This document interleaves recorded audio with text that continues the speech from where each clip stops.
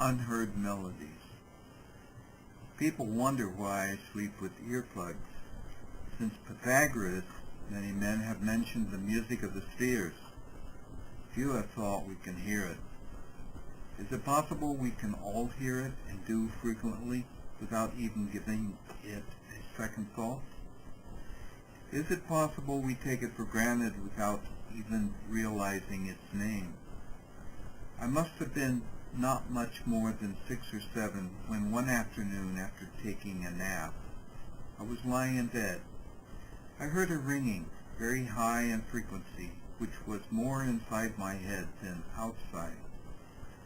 Several years later I was taking violin lessons, and I learned to remember what the interval between two adjoining strings sounded like, the interval of a perfect fifth. To tune it, all I had to do was remember the tune of the first line of Twinkle, Twinkle, Little Star, then turn the pegs until I got those exact pitches.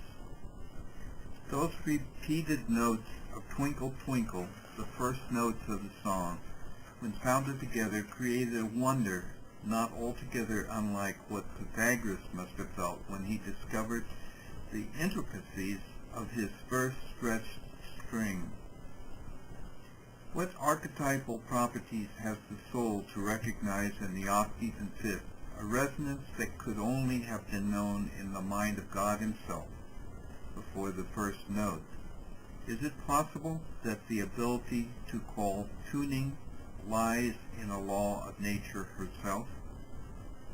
About 4 or 5 days after the most tragic event of my early life, I was wandering in the afternoon sun. Out of the pain of that early death, I fashioned a miracle. I discovered a capacity within my own mind that fascinates me to this day. Out of the silence of the human soul, one can create music, silent music that only you can hear. You can make up tunes in your head. You too are a composer, and you have something in common with the first composer. My technical training was minimal, but in the years that followed I would make notes. I devised a kind of shorthand to capture the inner sonorities I was beginning to hear. Later, I would learn to communicate them in more traditional form.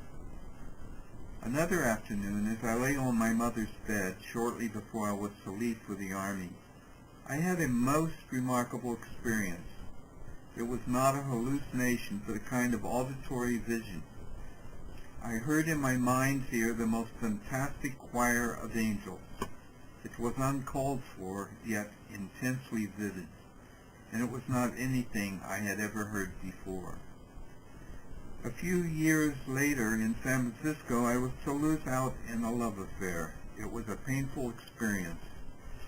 In fact, my values cracked, but I had one consolation.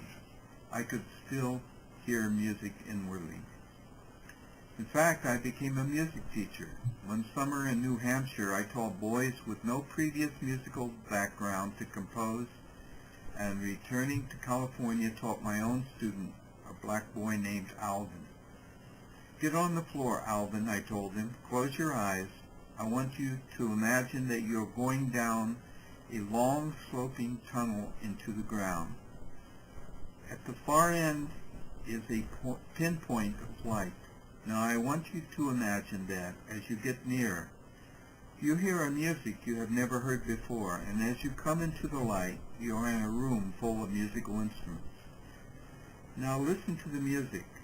Now as you feel led to, I want you to get up and go to one of the instruments in this room and play the music you hear." Alvin got up, went over to the piano, and began a rapid tremolo with his right hand. "These are the violins," he told me. Then with his left hand, he began a melody low down in the bass. "These are the cellos." I was amazed. What I had begun as a lark, imitating some extraordinary devices of a Jungian Gestalt workshop I had attended, was turning into an authentic experience that gave me goosebumps. With no resistance whatever, Alvin had been able to tune into inspired inner sound not unlike what Tartini must have heard when he dreamt about the devil playing Tartini's violin, and the composer woke up, writing down the now famous Devil's Trill Sonata.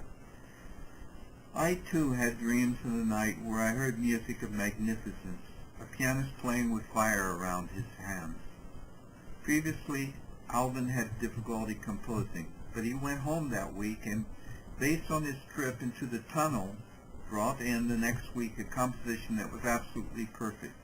He had written it with no difficulty whatever. Consider the evidence. Beethoven wrote his greatest music when he was so deaf he couldn't hear a note of it. Schumann and Smetana were both helped to insanity by haunting non-physical music.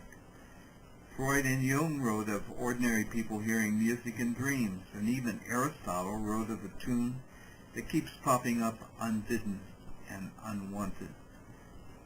In the official avant-garde camp, most composers seem preoccupied with mere physical sounds. Far too few are sufficiently interested in the physics, acoustics, and particularly the psychophysics of sound. An exception is Lamont Young, who is particularly into tuning. More and more young composers are less affected by the chance ideas of John Cage and turn instead to the greater possibilities offered by Jung. He is trying to retune to the innate possibilities of tone. In many cases, this requires a rezoning of the territory. Carl Jung saw the human psyche as a universe. Instead of showing all the universe at once, it is necessary to fixate on limited constellated material, and a matrix is necessary. For Lamont Young, the matrix is 60 cycles. For many in his audience, this 60 cycles is trance-inducing.